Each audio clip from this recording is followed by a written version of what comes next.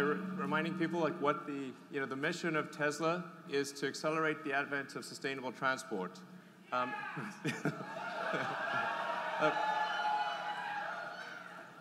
I think you guys know, it's incredibly important that we move to a sustainable world sooner rather than later. The sooner we do it, the better it is, and and it's important to show that that any type of car can go electric. We showed that you could make a compelling sports car with the Roadster, and that could go electric. And we showed that you could do it with a sedan, and now we're going to show that you can do it with an SUV.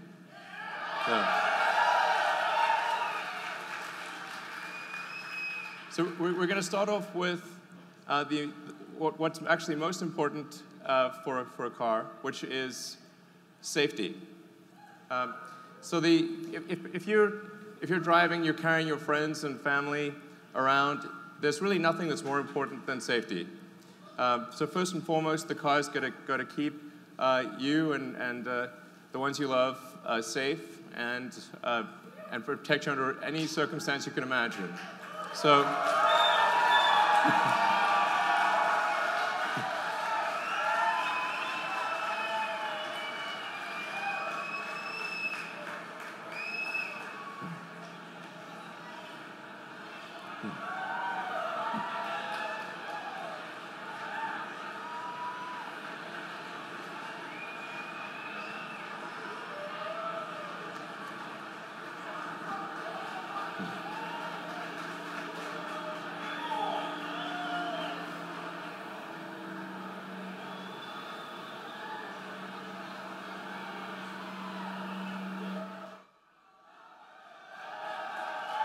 All right. Thank you.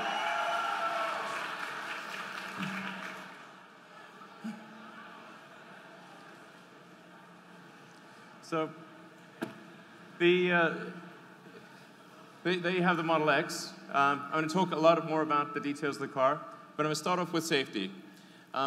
So with the Model X, we've created the safest SUV ever. It's the first SUV that's 5 stars in every category. So,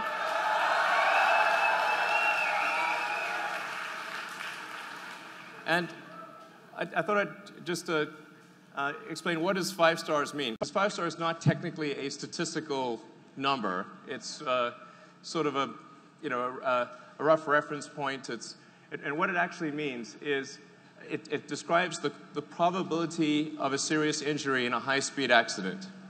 So you start off with sort of 2-star, 3-star, 4-star, 5-star, and they go down in 5% increments. A 4-star would be a 15% probability of injury in a high-speed accident. 5-star would be 10%.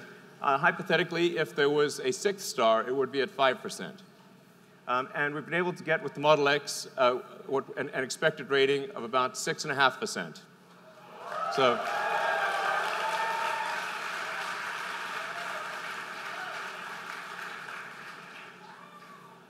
And so let me explain how we get to such a low probability of injury. It goes to the design of the car and the fundamental architecture. So starting off with the frontal, what happens in a frontal crash. This is where most most injuries and deaths occurs in a frontal crash. And normally with a gasoline car, you've got a large steel engine block in front. And so in a high-speed impact, that engine block compresses into the passenger compartment and obviously causes damage to the people that are sitting there. With the Model X, there is no such thing. So we have a small electric motor that's down low by the battery pack. And the net effect is that you've got a much larger distance for the crumple zone. So it's really taking impact energy is about force over distance. And if you've got a longer distance, you can actually distribute that force over that longer distance and have a better deceleration and not impact the cabin. So in the case of the frontal zone, you've got something that's equivalent of, like if you were to jump out of a tall building into a pool, it's the difference between jumping into a pool or a pool with a rock in it. So you don't want the pool with the rock in it. So then going on to a side impact, the Model S and the Model X are about half of the next best in the SUV class. So the X is so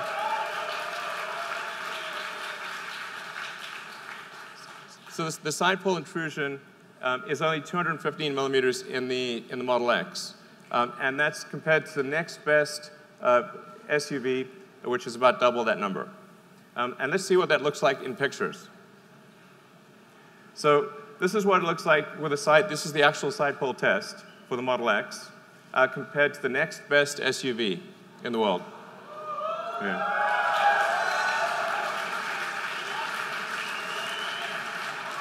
I mean, this is the difference between life and death. This is a really big difference. So, and then now let's look at the rollover numbers.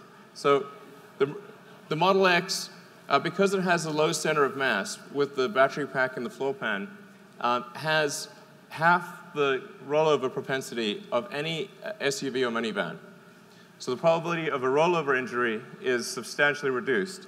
And you can see this in the architecture. We start with the pack, and that pack provides a stiffening member for the whole car. It provides a very strong foundation for the whole car, lowering the center of mass, and serving as a load transfer medium to the rest of the vehicle. So whereas a gasoline car really just has thin corrugated sheet metal at the base and can't transfer the load in a side impact. So we'll just show you the rest of the car building up. You see the motors and the chassis. It gives you a sense for the core architecture of the car. Now, of course, the best protection is not to get into an accident at all. So the Model X comes standard with active safety, which includes automatic emergency braking and side collision avoidance. So the car will actually use the camera and the radar to automatically brake before there's an accident, and it will use the ultrasonic sensors around the side of the car to steer you away from a side collision. And these are active all the time, and it's just a standard feature in the car.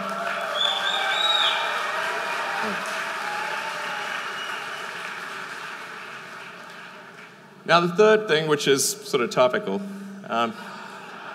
is air safety. Now, we designed the car well before recent events. So it just happens to have, there's recent events have illustrated the importance of air safety. And we have with the Model X the first true HEPA filter in a car.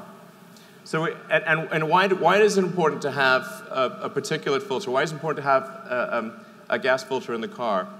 It's because this translates to a real change in life expectancy. So these are the most conservative numbers we could find on the internet, like the most conservative. They go way worse than this.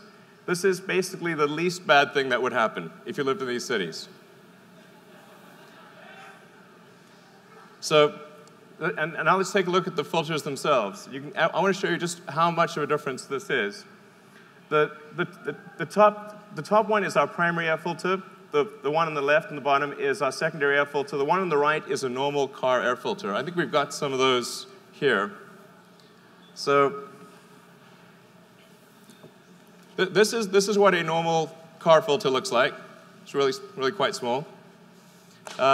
This is the primary air filter of the Model X, and this is the secondary air filter. Our secondary air filter is bigger than the primary air filter of a typical car.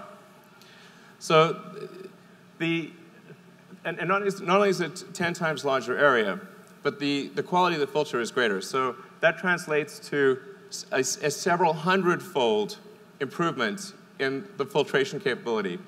It is 300 times better at filtering bacteria, 500 times better at allergens, 700 times better at soot smog, and 800 times better at filtering viruses. And this is on a bad day. So this is the minimum passing grade when it's just operating and it's at its worst. So, and yeah. So in addition to the particle filters, we have 3 layers of active carbon. So we've got one universal adsorbent layer, that's the initial layer. Then we've got another activated carbon layer that's meant for acid gases, and another one for alkaline gases. The net effect of the air filtration system is that you have air cleanliness levels which are comparable to a hospital operating room in the car. And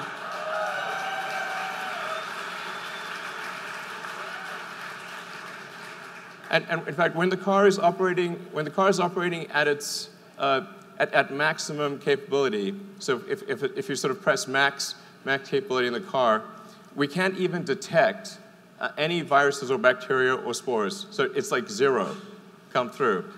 So if there's ever sort of a apocalyptic scenario of some kind, hypothetically, you just press the bioweapon defense mode button. This is a real button.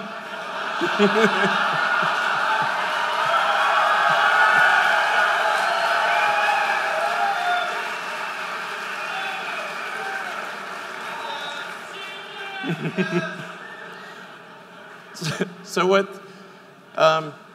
yeah, we're trying to be a leader in apocalyptic defense scenarios. So let's move on to the car itself. Like, what's cool and fun about the car? Doors and windows. Okay. So you're obviously familiar with the Falcon wing door. What we also have is an auto-presenting front door.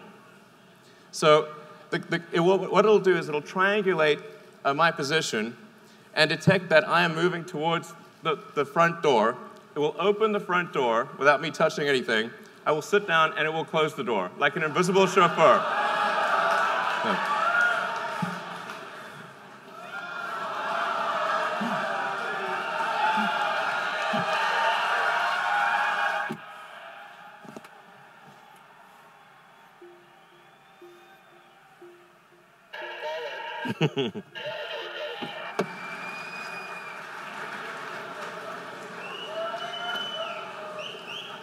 And there are a few other features that are hard to demo in this exact scenario, but something that we worked very hard on is a windshield that's a panoramic windshield. So it comes up and over and feels like a helicopter cockpit when you're driving. So it gives you unbelievable visibility. And it's transformative in the driving experience. So you really, when you do the test drives later tonight, you'll see what I mean. It's really makes a difference.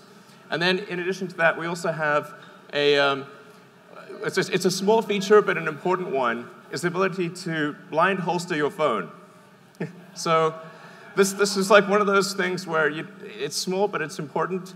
Instead of having to fiddle with a bunch of wires to plug in your phone, you can basically take it out of your pocket and blind holster it. It'll automatically fit, and there are adapters for every variant of popular phone.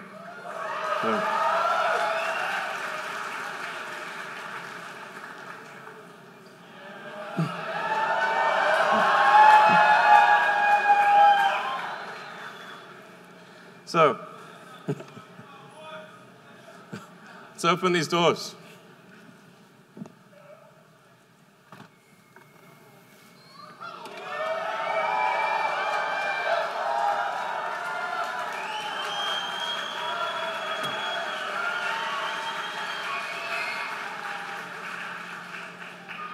So the reason we created these doors was originally we were trying to solve a problem, which is how do you access the third row if you have child seats in the second row? And I encountered this problem when I first got a gasoline SUV, and I had twins, and once you put them in the second row, you couldn't access the third row. So we wanted to have an opening that was big enough so that you could do that. So you could have real utility of the third row, even if you have kid seats in the second row. So you basically just press the button. The seats will go forward, and I can step directly in. So.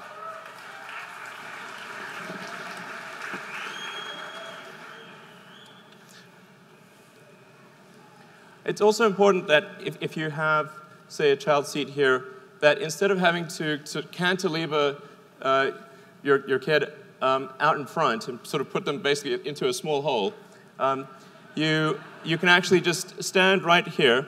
You can actually step into the car if you want, and you can just put your child down in the child seat. It makes a huge difference in terms of back strain and comfort. So those are the two functional reasons, and then it also looks cool. So, yeah. So that's the Falcon wing doors, and now obviously a question with the doors is, so how do they fit in tight spaces? Well, we'll show you. Let's bring out the cars. Yep.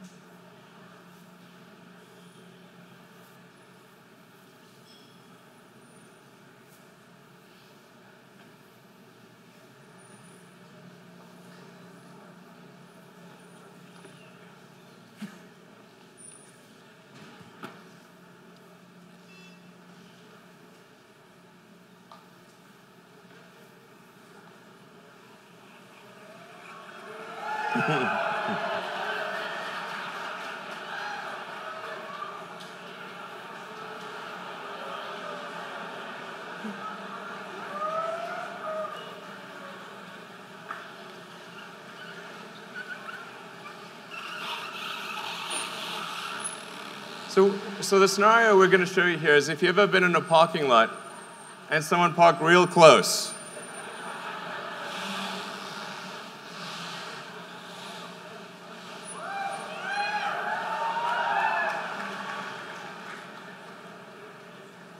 So that I don't know if you can see well here, but there's only about a few inches separating the side mirrors on each side of the car. So we're going to open the Falcon wing doors when there's barely enough room to squeeze between the two cars.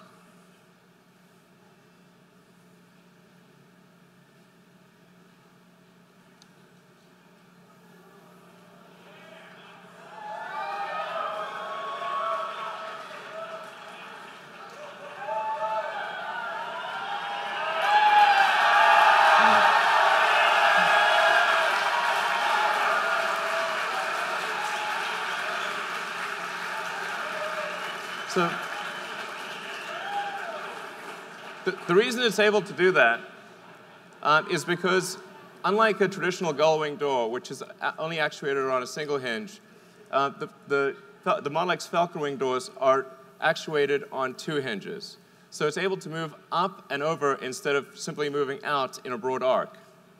And moreover, if you compare it to, say, a minivan door, let's open the minivan door here. You can see that when the minivan door opens, I can't even get through that space. So let's close the minivan door. Now the Falcon wing door is open.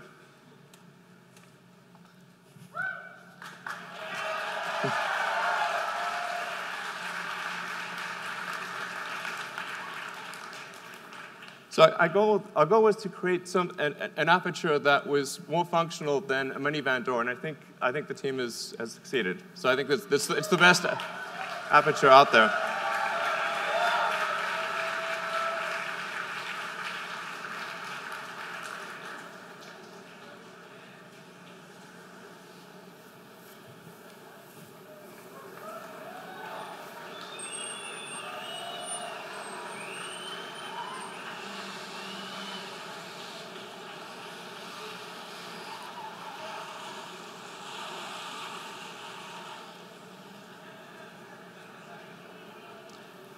And just to illustrate what it's like in a garage, so you saw what it's like if it's tight from a side standpoint. Well, what if you have a low garage?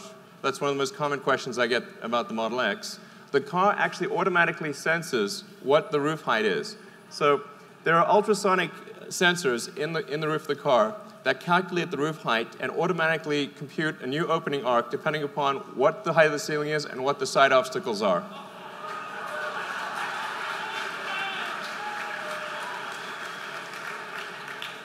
And we actually developed a new ultrasonic sensor that's able to do sonar through metal. So in order to avoid having a puck, which is ordinarily needed for ultrasonic sensors, we thought the aesthetics of the puck would not be good because it would have to be in the center of the door. So we actually developed an ultrasonic sensor that can literally see through metal. All right. So let's maybe talk a bit more about the second row seats.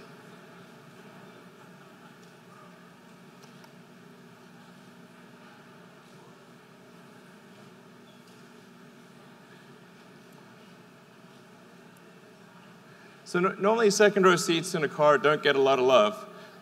So let's show you what second row seats typically look like in a car. So that's sort of what second row seats normally look like. But particularly when you open something and it's silhouetted as it does with the Falcon wing door, it tends to create a halo around the seat. So we put a lot of effort into creating a beautiful seat. And not only is the seat, I think, probably the best looking second seat, if that's a superlative, ever, but it actually provides more functionality because you have a flat floor and you can stow if something. So if you've got a backpack or a laptop or a handbag, you can stow that under the seat instead of having it at your feet. So it actually provides utility as well as aesthetics. All right. And speaking of utility, let's see what the Model X can really carry.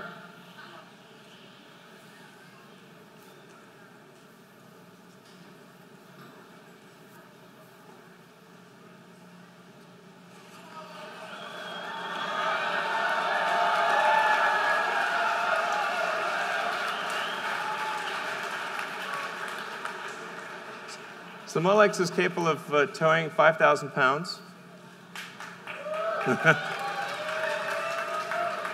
So 5,000 pounds while carrying 7 people and quite a lot of luggage. Yeah.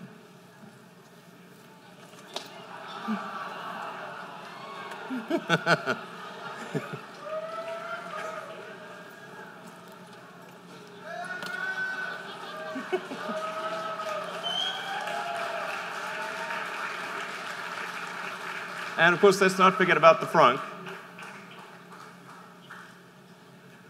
Where's the stroller? Yes, we need the stroller.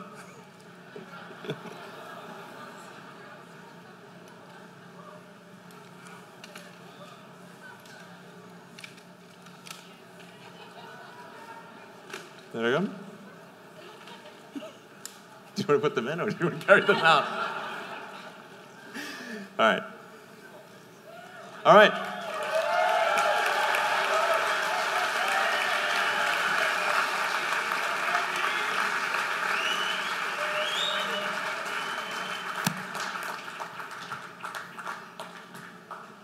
All right, so there you have it. Model X carrying seven people, a 5,000-pound trailer, and I lost count of how many bags, and a stroller.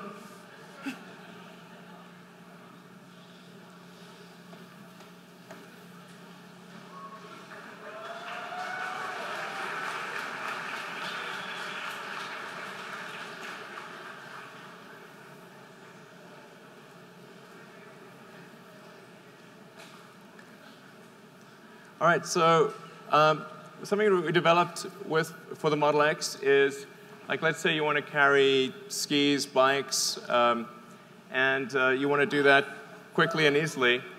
We made an accessories hitch that can be put on by a kid in approximately 10 seconds. Thank you. I think that was more like 5 seconds. So the accessories hitch can carry up to 4 bikes or up to 6 sets of skis. And you can close the trunk and have full functionality with the rest of the car.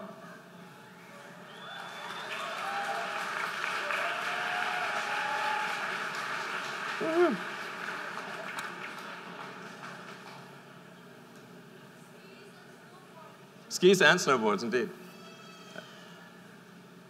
And then the final element, of course, is performance. Even the standard version of the Model X has quite high performance. So it's got the standard version, 90D's, got 257-mile range, all-wheel drive, of course, and it gets to 60 miles an hour in 4.8 seconds. And then the P90D Ludicrous mode. I mean, this goes so fast, it's wrong. So do 0 to 60. This is an SUV, and it'll do 0 to 60 in 3.2 seconds.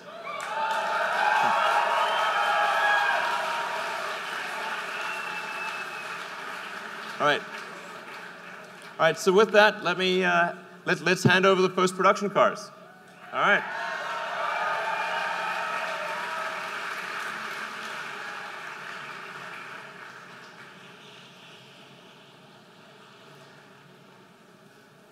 All right, so let's see, VIN 6. Hey, Ara. What's up, man? Amazing. Hey. Congratulations. Such an awesome job.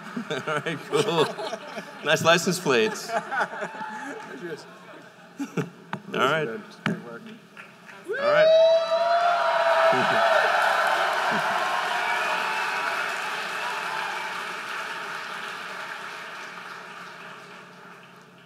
All right, it's VIN 5.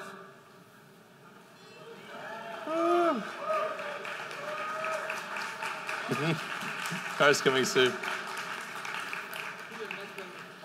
All right. Thank you very much. Good to see you. Is you okay? Hopefully the call will be here soon.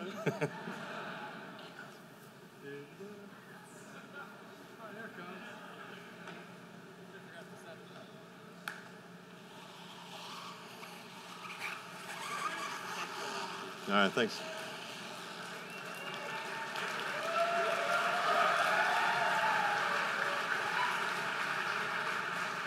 All right, and VIN 4.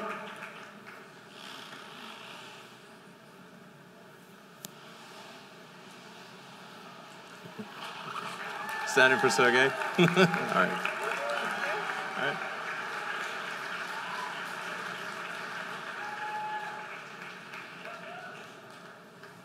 Oh, hang on, let's see. VIN 3.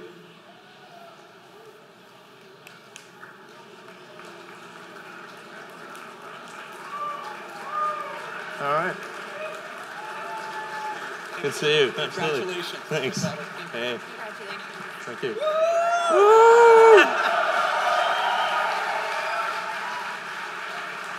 All right, and VIN 2.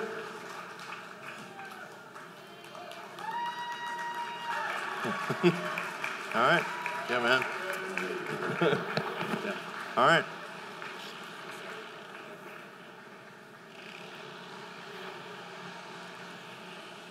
And then, let's see. Then the final one is my car, which is going to be up in a moment. And I will leave up. I'll leave my car on stage when it arrives, so that you can come and take a close look at it and pull around it and that kind of thing. And that's that. Really, I hope you have a great night. Enjoy the test drives.